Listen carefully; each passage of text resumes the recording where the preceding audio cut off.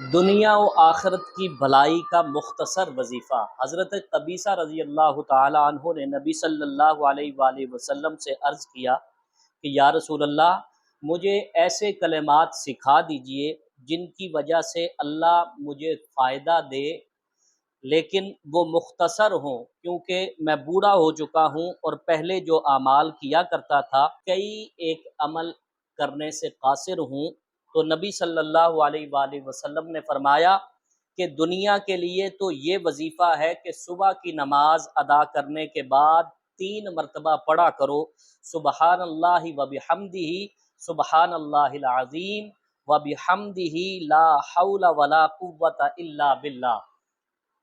صبح فجر کی نماز ادا کرنے کے بعد 3 مرتبہ یہ کلمات پڑھیں، اور جب یہ الفاظ کہہ لیں تو نبی صلی اللہ علیہ وآلہ وسلم نے اس کی برکت بتائی کہ اس سے اندھا پن، جذام، برس اور فالج سے محفوظ ہو جاؤ گے۔